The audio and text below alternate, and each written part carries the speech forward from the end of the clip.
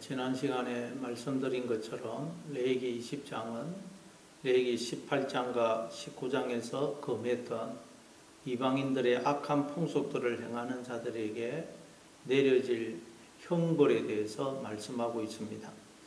이방인들의 악한 풍습을 행하는 자는 반드시 죽이든지 그렇지 않으면 백성 중에서 끊어질 것이라고 말씀합니다. 아니, 하나님은 이스라엘 백성들을 복주기 위해서 애굽에서 건져내어 가나안 땅으로 인도하신 것 아닙니까? 그들을 하나님의 소유로 삼고 제사장 나라로 삼기 위해 그들을 부르신 것 아닙니까?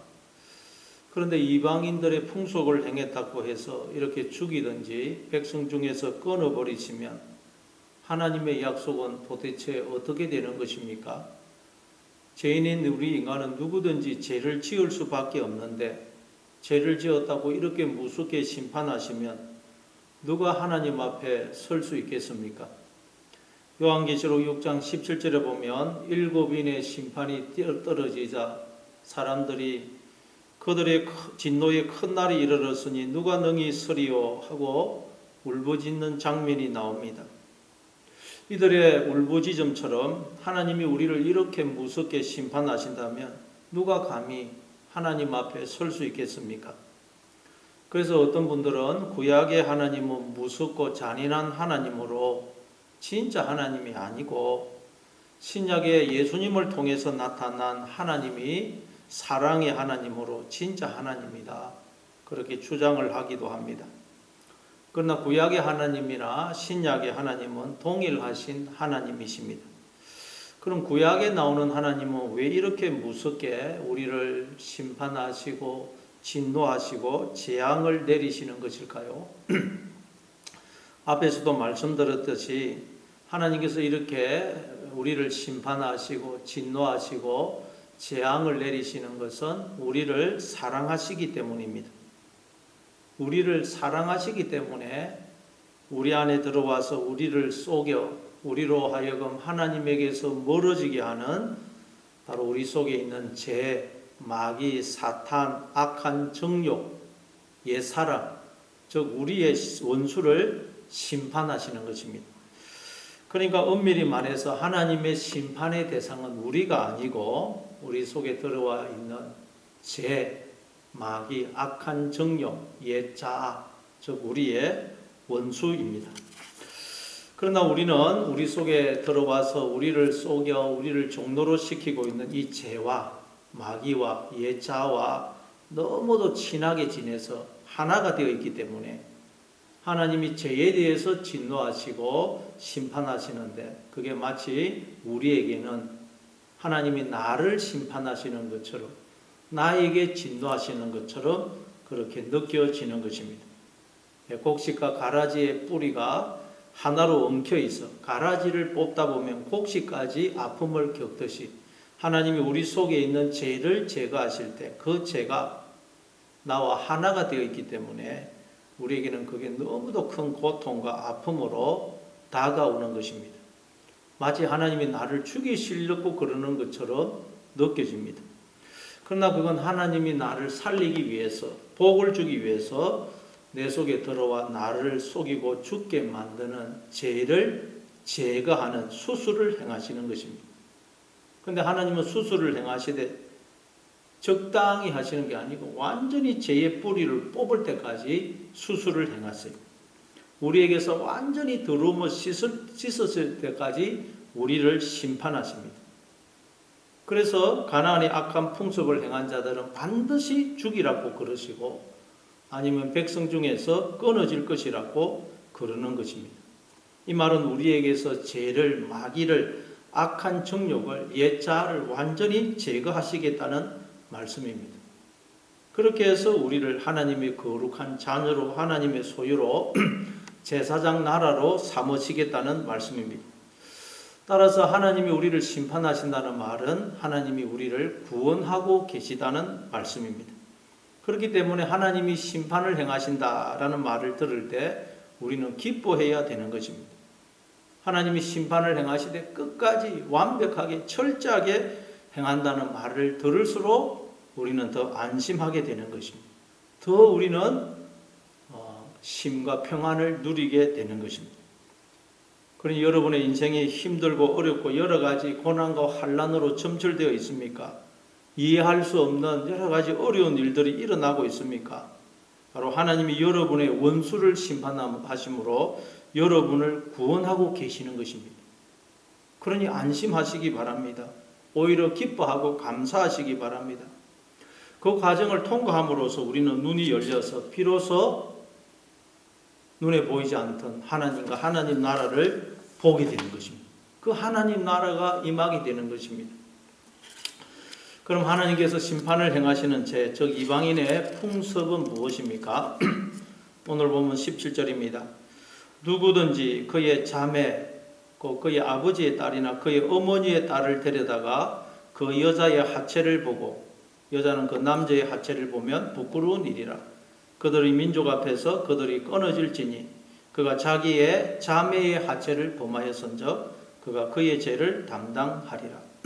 자매, 즉 아버지의 딸이나 어머니의 딸을 데려다가 그 여자의 하체를 보고, 또 여자는 그 남자의 하체를 보게 되면 그건 부끄러운 일로서 그 두 사람은 민족 앞에서 끊어질 것이라고 말씀합니다.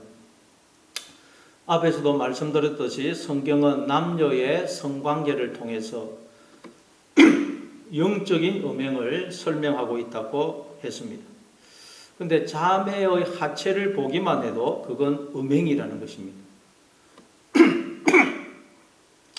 예수님도 마태복음 5장 28절에서 음욕을 품고 여자를 보는 자는 이미 마음에 간음했다, 그렇게 말씀하시죠. 따라서 음욕을 품고 여자를 본다는 말의 영적인 의미는 무엇이겠습니까? 바로 스스로 하나님이 되려는 마음을 품고 여자로 상징되는 하나님이 우리에게 주신 것들을 바라보는 걸 말해요.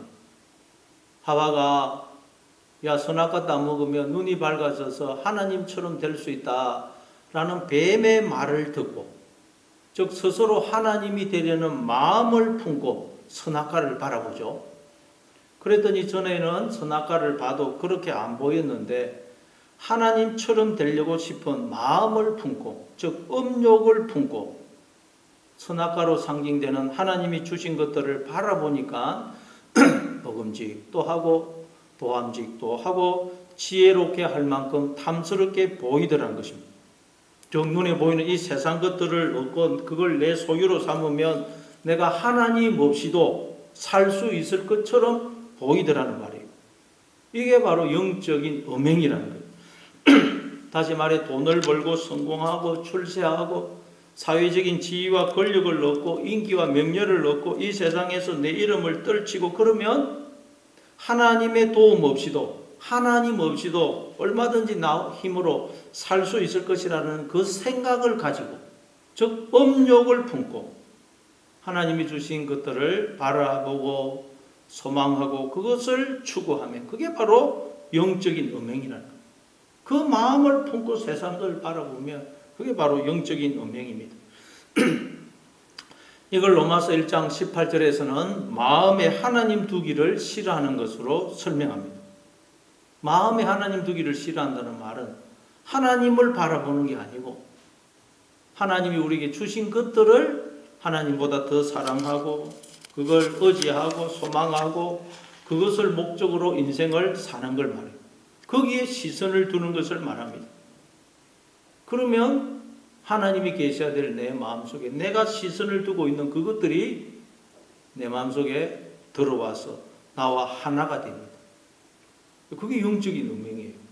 그렇게 영적인 음행이 되어 있는 상태, 그게 바로 나의 옛자입니다. 그래서 하나님께서 우리의 그 옛자를 심판해서 우리를 구원해 내시는 것입니다. 여러분은 무엇을 바라보고 무엇을 의지하고 계십니까? 무엇을 목적으로 삼고 인생을 살고 계십니까? 어디에 여러분의 시선을 두고 계십니까? 하나님입니까? 아니면 하나님이 우리에게 주신 것들입니까? 혹시 선악과와 여자로 상징되는 하나님이 우리에게 주신 이 세상 것들, 눈에 보이는 것들에 마음을 빼앗겨 있지는 않습니까? 그걸 얻으면 내가 하나님 없이도 살 수 있을 것이라는 생각을 품고 그것들을 바라보고 있지는 않습니까? 그게 바로 영적인 음행입니다. 음행. 우리는 예수님을 믿어도 많은 경우 하나님보다는 하나님이 주신 것들을 더 주목하고 의지하고 거기에 시선을 둡니다. 영적인 음행을 계속 행합니다. 그래서 하나님이 우리를 심판하시는 것입니다. 그러니 하나님이 여러분을 심판하실 때 불안해하지도 낙심하지도 말고 오히려 기뻐하고 감사하시고 더 주님만 바라보고 주님을 붙드시는 여러분 되시기를 바랍니다. 또 18절입니다. 누구든지 월경중의 여인과 동침하여 그의 하체를 범하면 남자는 그 여인의 권한을 드러냈고 여인은 자기의 피 권한을 드러내었음인즉 둘 다 백성 중에서 끊어지리라. 이 말씀을 오늘 우리로서는 잘 이해가 안 될 뿐만 아니라 받아들이기 어려운 내용입니다. 월경 중인 여인과 동침하면 둘 다 백성 중에서 끊어지게 된다는 말씀입니다. 아니 이게 무슨 그렇게 큰 죄가 되는 것일까요? 부부 사이에서는 아내가 월경 중이라도 뭐 관계를 가질 수 있는 것 아닙니까? 근데 월경 중인 아내와 관계를 가지면 둘 다 끊어진다고 말씀해요. 그러니까 성경은 이걸 빌어서 우리에게 역시 영적인 음행을 설명하고 있는 것입니다. 즉 하나님과 우리의 관계를 설명하고 있는 것입니다. 우리에게 네가 지금 하나님과 어떤 관계에 있니? 하나님과 너는 어떤 관계에 있니? 하고 묻고 있는 것입니다. 여러분 여인이 월경을 왜 합니까? 임신이 안 되기 때문에 월경을 하는 것입니다. 임신을 하게 되면 생명을 잉태하게 되면 월경이 거치게 됩니다. 우리는 다 하나님의 신부로서 예수라는 생명을 잉태해야 됩니다. 생명을 잉태해야 됩니다. 하나님이 아브라함에게 네 자손이 하늘의 별처럼 많게 해주겠다고 약속하셨는데 사도 바울은 하나님이 아브라함에게 약속하신 그 자손이 누구라고 해석을 합니까? 갈라디아서 3장 16절입니다. 이 약속들은 아브라함과 그 자손에게 말씀하신 것인데 여럿을 가리켜 그 자손들이라 하지 아니하시고 오직 한 사람을 가리켜 내 자손이라 하셨으니 꼭 그리스도라. 사도 바울은 하나님께서 아브라함에게 네 자손이 하늘의 별처럼 많게 해주겠다 그렇게 약속했는데 그 자손이 하나님이 약속하신 그 자손이 그리스도라고 해석을 합니다. 따라서 하나님이 아브라함에게 즉 우리에게 하신 약속 네 자손이 하늘의 별처럼 많게 해주겠다 하신 그 약속은 우리가 그리스도로 즉 생명이신 하나님으로 충만해지도록 해주시겠다는 약속인 것입니다. 그래서 하나님 그 약속에 따라 우리 안에 말씀으로 영으로 생명으로 들어오신 것입니다. 따라서 우리는 하나님을 내 마음의 주인으로 모심으로 생명을 잉태해야 됩니다. 하나님의 생명으로 하나님의 영으로 즉 하나님으로 충만해야 됩니다. 그게 생명을 잉태하는 것입니다. 그러면 월경이 거치게 돼요. 그러나 생명을 잉태하지 못하게 되면 우리는 월경을 하게 되는 것입니다. 월경. 생명을 왜 잉태하지 못하죠? 하나님이 계시되 우리 마음속에 세상 것들을 우리가 바라보면 그것들이 우리의 마음속에 들어와서 우리가 하나님 없는 생각들 그 생각들을 함으로써 그 하나님 없는 생각들 그것들을 토해내는 것 그게 월경입니다. 월경. 하나님 없는 생각이 흘러나오는 것 그게 월경인 것입니다. 그래서 월경 중인 여인과 동침하면 둘 다 백성 중에서 끊어지는데 그 이유가 무엇이라고 그럽니까? 그 여인의 권한 즉 피의 권한을 드러내었기 때문이라고 말씀합니다. 이게 무슨 의미입니까? 피의 권한을 드러냈다는 것. 즉 이건 우리의 마음의 상태가 어떠한지 드러났다는 뜻이에요. 우리의 마음에 하나님이 계심으로 하나님께 속한 것들을 우리가 열매 맺는 게 아니고 생수의 강이 흘러나오는 게 아니고 세상의 것들이 우리의 마음속에 들어와서 나와 하나가 되음으로써 로마서 1장 18절 이하에 나오는 온갖 종류의 범죄를 낳게 되었다는 말입니다. 예수님은 마태복음 7장 16절에서 열매로 그 나무를 안다 그렇게 말씀하셨죠.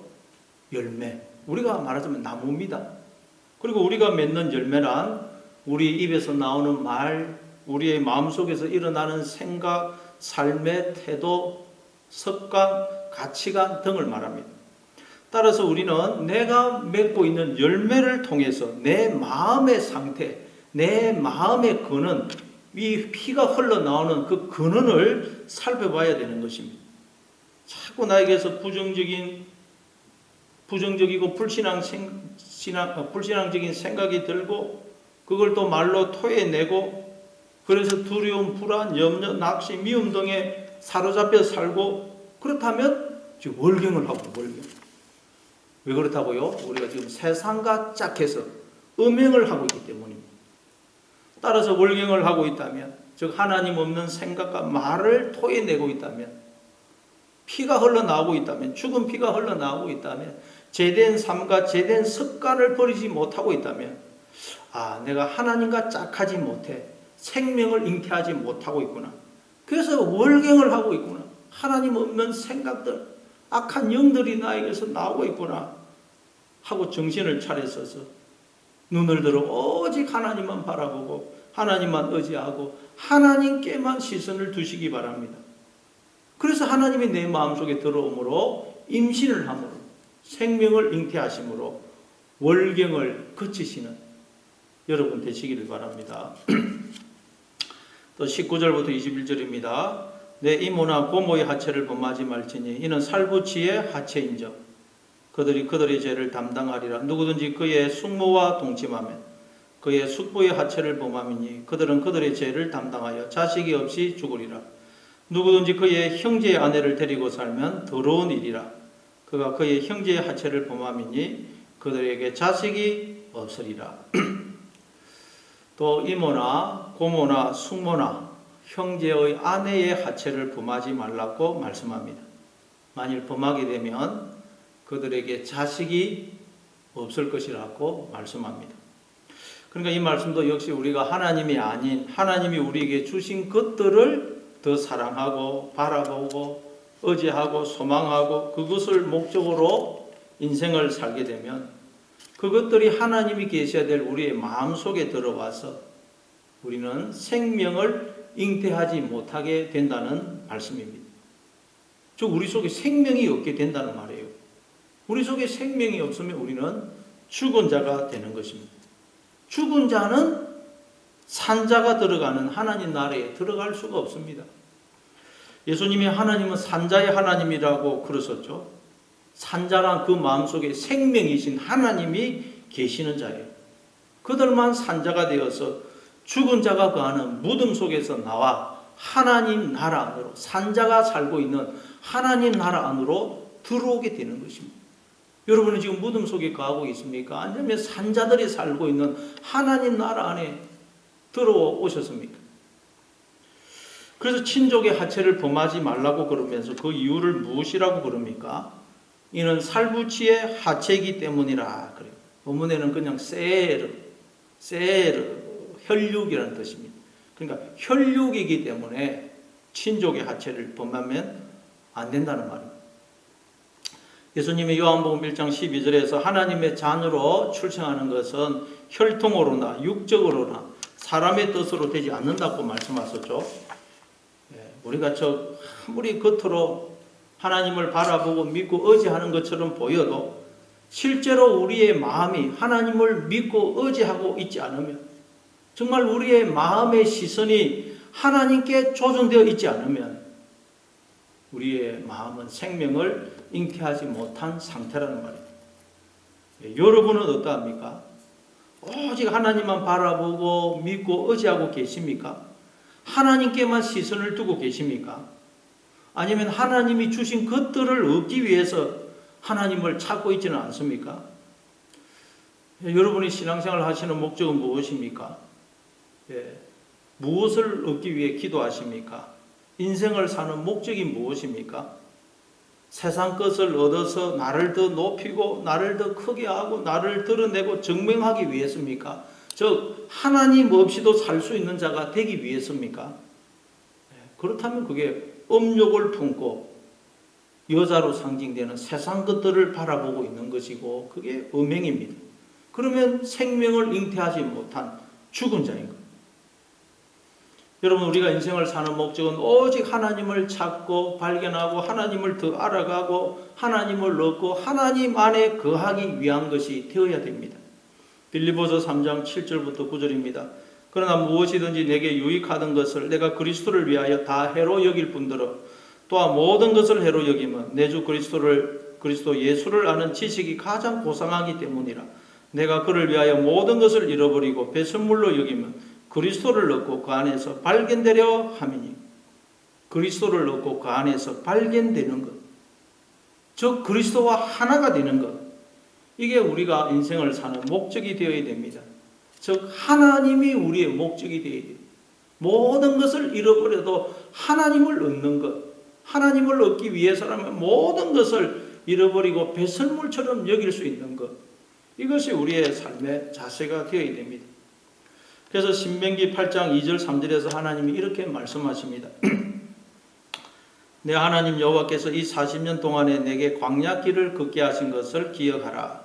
이는 너를 낮추시며 너를 시험하사 내 마음이 어떠한지 그 명령을 지키는지 지키지 않는지 알려 하심이라. 너를 낮추시며 너를 줄이게 하시며 또 너도 알지 못하며 내 조상들도 알지 못하던 만나를 내게 먹이신 것은 사람이 떡으로만 사는 것이 아니요 여호와의 입에서 나오는 모든 말씀으로 사는 줄을 내가 알게 하려 하심이니라. 하나님께서 우리를 이 세상에 보내어 인생 광야를 지나게 하시는 목적이 무엇이라고 그럽니까?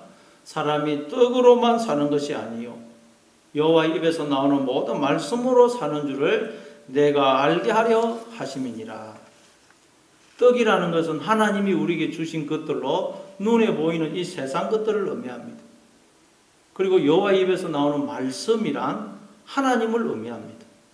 왜냐하면 하나님은 영이시고 말씀이시기 때문입니다.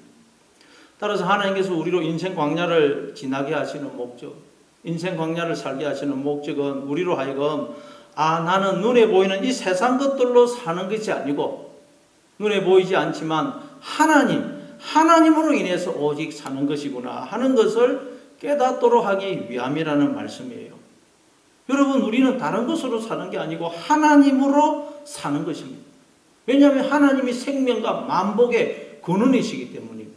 하나님이 생명이시고 복이십니다. 그래서 사도 바울은 고린도후서 4장 18절에서 우리가 주목하는 것은 보이는 것이 아니요 보이지 않는 것이니 보이는 것은 잠깐이요 보이지 않는 것은 영원함이라. 우리가 주목해야 될 것은 눈에 보이는 것들이 아니고 보이지 않는 하나님, 그 하나님을 주목하고 그 하나님께 시선을 두고 그 하나님이 우리 인생의 목적이 되어야 된다는 말씀이에요. 왜냐하면 우리는 그 하나님으로 오직 살기 때문입니다. 여러분, 우리가 하나님으로 산다면 그 하나님께서 늘 나와 함께 하시는데 우리가 어떤 상황에 처하든 어떤 일을 만나든 두려워하고 염려할 것이 무엇이 있겠습니까? 걱정하고 불안해할 것이 뭐가 있겠어요? 이걸 깨닫고 배우고 경험하고 확신함으로 오직 하나님으로 인해 기뻐하고 즐거워하고 만족하는 자가 되기 위해서 우리 인생을 사는 것입니다.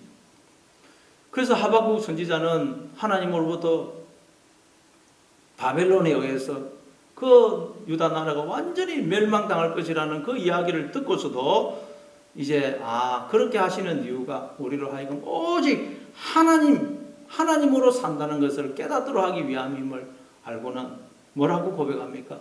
하박국서 3장 17절 이하에서 비록 무화과 나무가 무성하지 못하고 포도나무에 열매가 없고 감람나무에 소출이 없고 밭에 식물이 없고 우리의 양이 없고 외양간에 소가 없을지라도 나는 하나님으로 인하여 즐거워하며 구원의 하나님으로 인하여 기뻐하리로다. 주 여호와는 나의 힘이시라. 나의 발을 사슴과 같게 하사 나로 나의 높은 곳에 다니게 하시리로다. 그렇게 고백하며 찬양한 것입니다. 이 고백이 여러분 모두의 고백이 되기를 바랍니다.